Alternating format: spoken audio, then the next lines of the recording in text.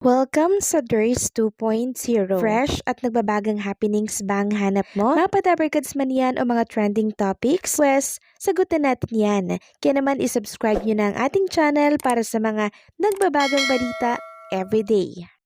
So ayun, welcome back again sa ating YouTube channel mga Kadabarkads, and for today's video, ang pag-uusapan natin ay tungkol sa mga importanteng ganap sa loob at sa labas ng Itbulaga. So mamaya makakasama natin ang kalista mga Kadabarkads. Dito po yan sa Itbulaga September 23, 2025 na siyang ibinuking po ng Merlion Entertainment.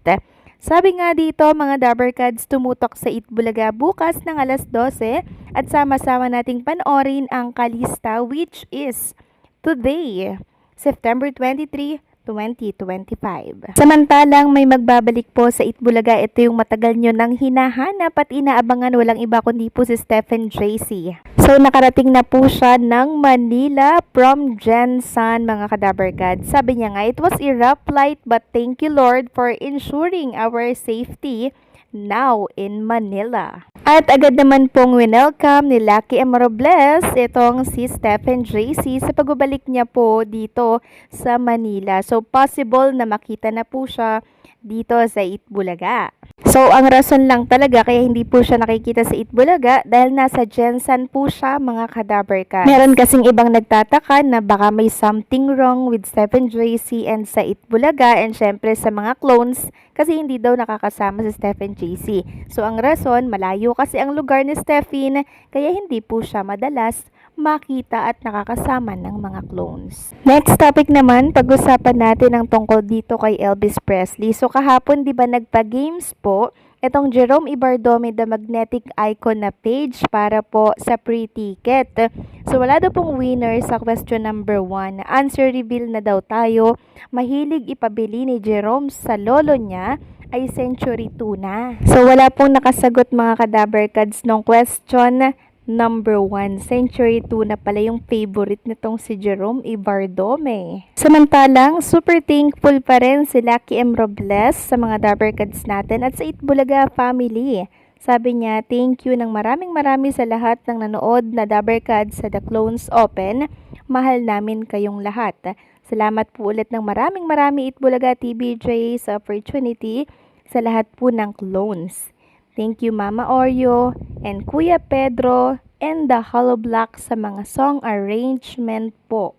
Next topic naman, pag-usapan natin mga Kadabarkads ang tungkol dito sa Attack of the Clones. Marami kasi ang nagtatanong mga Kadabarkads kung itutuloy pa ba ito. Marami kasi ang nakakamiss mga Kadabarkads sa The Clones kaya hindi maiwasan magtanong ng ilan na kung itutuloy pa daw ba yung season 2 ng The Clones. So itutuloy yan mga Kadabarkads, testing the water pa lamang po kasi itong ginagawa po ng Itbulaga. Kilala naman natin ang creative team po ng Itbulaga, 'di ba? Bago sila mag-launch ng panibagong segment, sinisigurado at pinupulido po nila yung bawat magiging ganap sa naturang segment. Kaya antabayanan na lang natin yung Season 2 ng The Clones dahil itutuloy yan ng Itbulaga mga Kadabarkads dahil alam naman po nila na malakas. Malakas no? At talagang inaabangan ang The Clones. Next topic naman, pag-usapan natin mga Kadabarkads ang tungkol dito sa pagbati ni Shara Soto ng anibersaryo po ni Tito Soto and the Helen.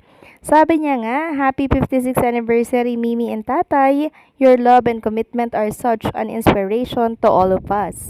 We love you so much. At maraming mga Dabarkads natin ang bumati po sa naturang post ni Shara Soto. And speaking of Tito Soto mga Kadabarkads, simula po nang umupo siya sa Senate President, kabi-kabilang batikos ang tinatamo ni Tito Soto mula po yan sa ilang mga netizen. At hindi naman po yan may iwasan mga Kadabarkads dahil ang bawat isa sa atin ay may kanya-kanyang opinyon at sentimiento. At kahapon nga po mga Kadabarkads, meron po akong nakita mula po sa post ng isang page mga Kadabarkads na yung mukha po ni Tito Soto nilagay po sa piso. Tapos nakapikit po siya mga Kadabarkads.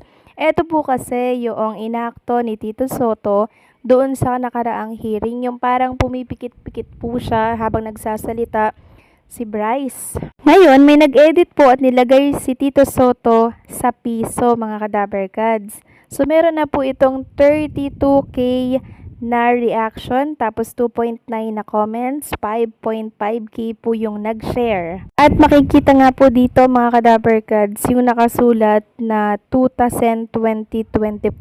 So, ganyan po nila binabasto si Tito Soto, mga ka-Dabarkads. Nang dahil lang po yun sa hindi po nila nagustuhan yung naging action ni Tito Soto, ayan, inedit po't ginawan po ng piso si Tito Sen.